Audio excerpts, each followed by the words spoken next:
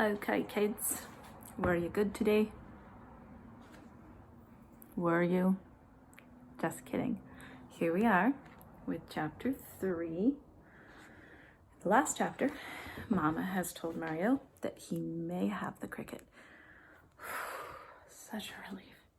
This chapter, we learn about somebody else. Wait a minute, I'm getting ahead of myself. That's the one after this. Chapter 3, Chester. Tucker Mouse had been watching the Bellinis and listening to what they said. Next to scrounging, eavesdropping on human beings was what he enjoyed most. That was one of the reasons he lived in the Times Square subway station. As soon as the family disappeared, he darted out across the floor and scooted up to the newsstand. At one side, the boards had separated and there was a wide enough space he could jump through. He'd been there a few times before, just exploring. For a moment, he stood under the three-legged stool, letting his eyes get used to the darkness. Then he jumped up on it. "Psst," he whispered. "Hey, you up there, are you awake?" There was no answer. "Psst, psst." "Aye," Tucker whispered again, louder this time. From the shelf above came a scuffling, like little feet feeling their way to the edge. "Who is that going?" "Psst," said a voice. "It's me," said Tucker, "down here on the stool." There you can see the mouse cricket.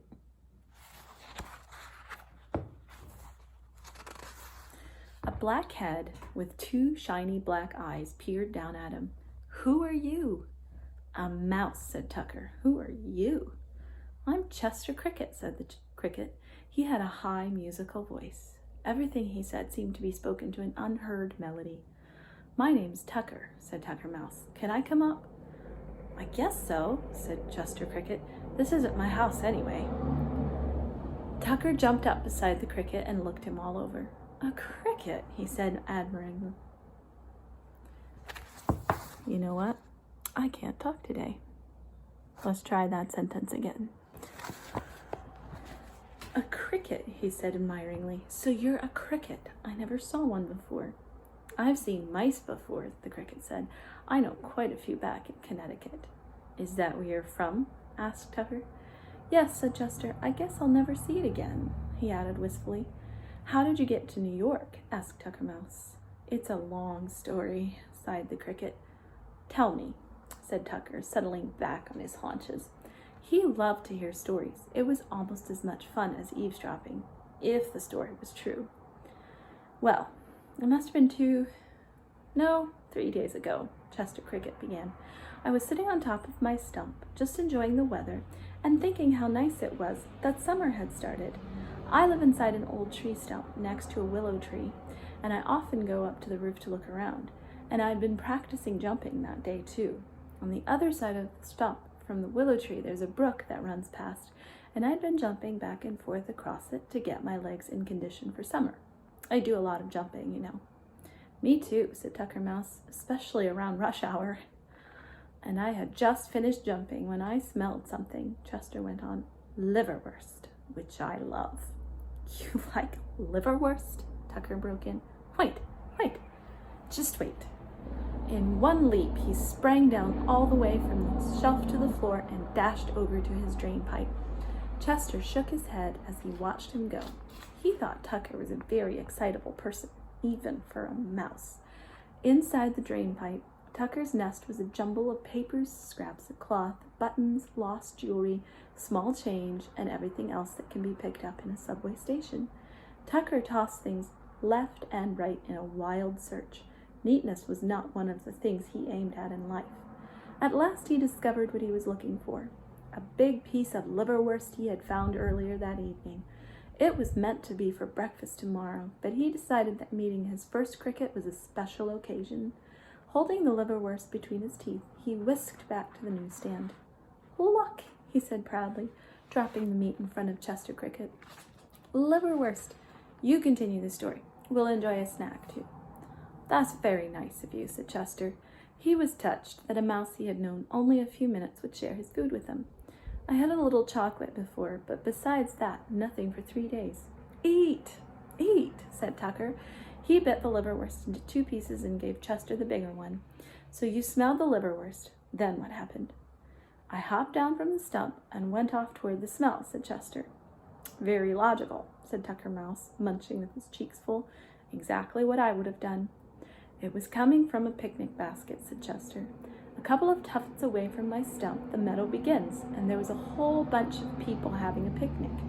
They had hard-boiled eggs and cold roast chicken and roast beef and a whole lot of other things besides the liverwurst sandwiches, which I smelled. Tucker Mouse moaned with pleasure at the thought of all that food. They were having such a good time laughing and singing songs that they didn't notice me when I jumped into the picnic basket, continued Chester. I was sure they wouldn't mind if I had just a taste. Naturally not, said Tucker Mouse sympathetically. Why mind? Plenty for all. Who could blame you? Now I have to admit, Chester went on, I had more than a taste. As a matter of fact, I ate so much that I couldn't keep my eyes open. Here they are, both enjoying their liverwurst, the cricket, the mouse. I couldn't keep my eyes open, what with being tired from the jumping and everything, and I fell asleep right there in the picnic basket. The first thing I knew, somebody had put a bag on top of me that I had. Well, it had the last of the roast beef sandwiches in it. I couldn't move. Imagine, Tucker exclaimed, trapped under roast beef sandwiches. Well, there are worse fates. At first I wasn't too frightened, said Chester. After all, I thought, they probably come from New Canaan or some other nearby town. They'll have to unpack the basket sooner or later. Little did I know. He shook his head and sighed. I could feel the basket being carried into a car and riding somewhere and then being lifted down. That must have been the railroad station. Then I went up again, and there was a rattling and roaring sound the way a train makes. By this time I was pretty scared. I knew every minute was taking me further away from my stump, but there wasn't anything I could do. I was getting awfully cramped, too, under those roast beef sandwiches. Didn't you try to eat your way out? Asked Tucker. I didn't have any room, said Chester, but every now and then the train would give a lurch, and I managed to free myself a little. We traveled on, and then the train stopped. I didn't have any idea where we were, but as soon as the basket was carried off, I could tell from the noise it must be New York. We never were there before? Tucker asked. Goodness, no, said Chester, but I've heard about it. There was a swallow I used to know who told me about flying over New York every spring and fall on her way to the north and back.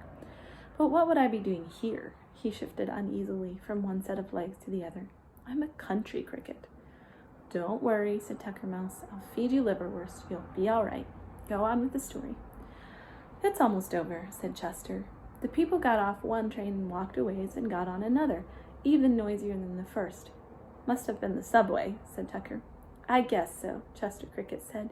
You can imagine how scared I was. I didn't know where I was going. For all I knew, they could have been heading for Texas, although I don't guess many people from Texas come all the way to Connecticut for a picnic. It could happen, said Tucker, nodding his head. Anyway, I worked furiously to get loose, and finally I made it. When they got off the second train, I took a flying leap and landed in a pile of dirt over in the corner of this place where we are. Such an introduction to New York, said Tucker. To land in a pile of dirt in the Times Square subway station? And here I am, Chester concluded forlornly. I've been lying over there for 3 days, not knowing what to do. At last I got so nervous I began to chirp. That was the sound, interrupted Tucker Mouse. I heard it, but I didn't know what it was. Yes, that's me, said Chester. Usually I don't chirp until later in the summer, but my goodness, I had to do something. The cricket had been sitting next to the edge of the shelf. For some reason, perhaps it was the faint noise, like padded feet tiptoeing across the floor, he happened to look down. A shadowy form that had been crouching silently below in the darkness made a spring and landed right next to Tucker and Chester. Watch out! Chester shouted. A cat! He dove headfirst into the matchbox. And that's the end of that chapter. Next time, we'll find out more about the